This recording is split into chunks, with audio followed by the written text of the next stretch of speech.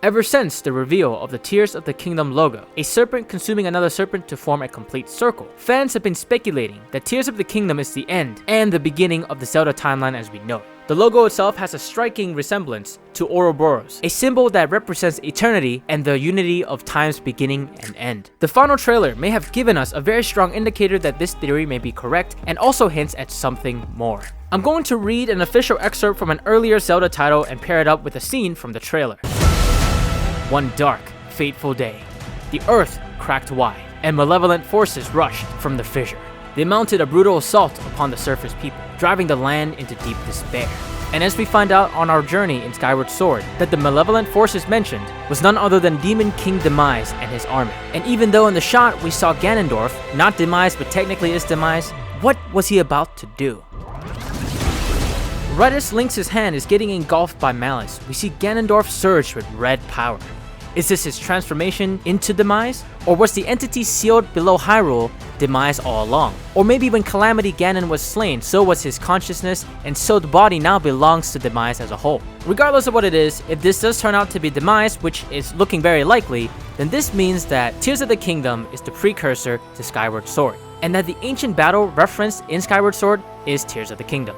In the Zelda universe, we are no stranger to the ideas of cycles of the hero's journey. Whenever evil is on the verge of total domination, a courageous hero will rise and triumph over that evil. Regardless of how it's done or the timeline, there are many similarities within Zelda games that we know of. From the weapons to the landmarks to the tribes within the game, there are many similarities between each cycle. And even though Eiji Aonuma himself has confirmed that Breath of the Wild is the end of the timeline, as pointed out by Nintendo Black Crisis, full video in the description, there are many factual points that seem to take Breath of the Wild and by association Tears of the Kingdom out of any particular timeline. But these inconsistencies, such as the existence of the Rito tribe, bird people who only make an appearance in the adult timeline having evolved from the extinct Zora tribe, are now coexisting with the Zora tribe in Breath of the Wild, actually may be signs that Breath of the Wild's current timeline is a convergence of all timelines, and is the beginning of a new future for the Zelda universe. So, if Tears of the Kingdom is the ancient battle that Skyward Sword references, then this theory of the inevitable convergence timeline becomes all the more plausible.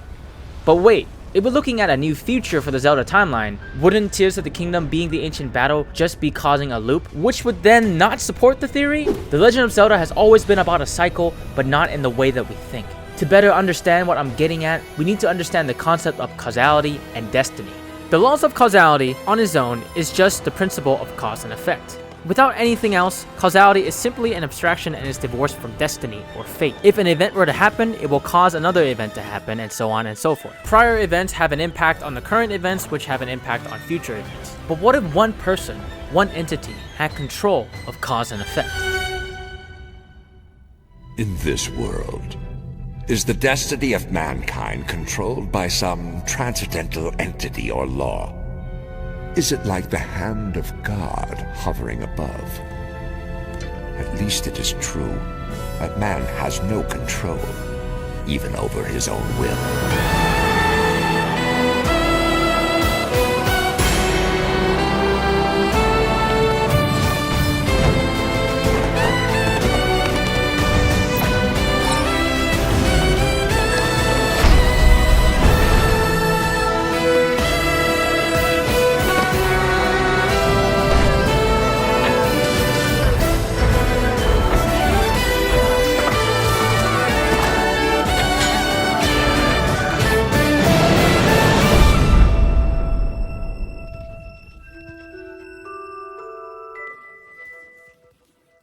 As popularized by Berserk, an iconic manga that influenced the likes of the Soulsborne series, Dragon's Dogma, and dark fantasy as a whole, the seemingly innocent chains of cause and effect is actually controlled by a higher being to manifest and enforce destiny upon humanity. For what reason? Well, you'd have to check out the manga to find out. But who benefits from the continuation of a cycle? Perhaps the higher being's existence is reliant on this cycle.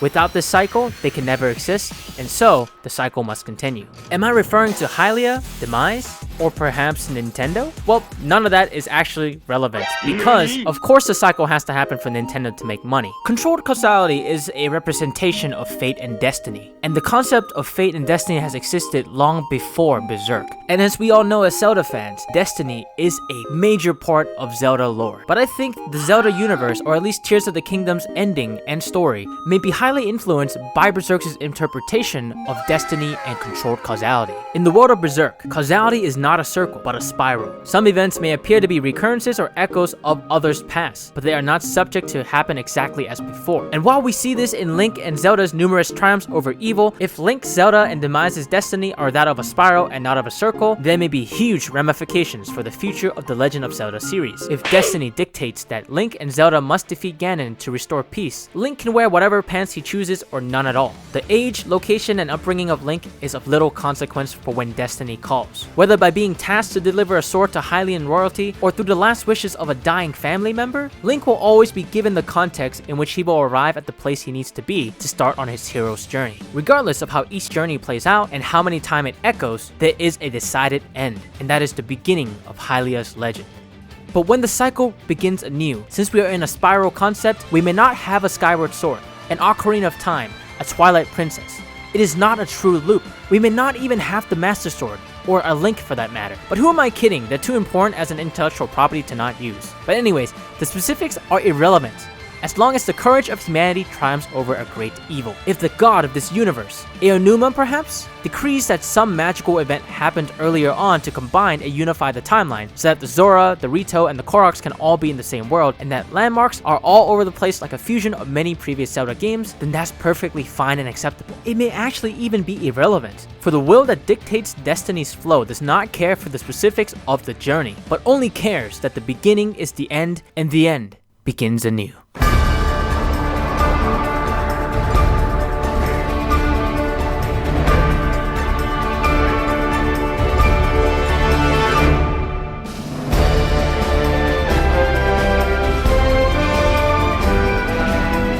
To recap, yes, The Legend of Zelda is a story of cycles, but Tears of the Kingdom may be special in that it is the beginning and the end of all future, past, and present Zelda timelines. And because it is a spiral, it may one day eventually end or change depending on whoever takes the helm of the Zelda series 100 years in the future or more. Whatever is dictated by the higher being that controls the universe of Zelda. But that's just my personal thoughts on things. I'm sure it's full of holes and questions, so let me know what you think about this theory. Am I crazy? Probably. Alright, let me ask you a different question. Did I persuade you to check out the amazing manga series that is Berserk? Leave your thoughts in the comments below, and if you had a great time, hit that like button and consider subscribing for more Tears of the Kingdom videos. And if you'd like to show further support, you can become my patron by clicking on the Patreon link in the description below. Thanks. If you'd like to hear my brain thoughts on Fire Emblem's secret ingredient, click on the video on screen right now. My name is Varsona, and I'll see you in the next video.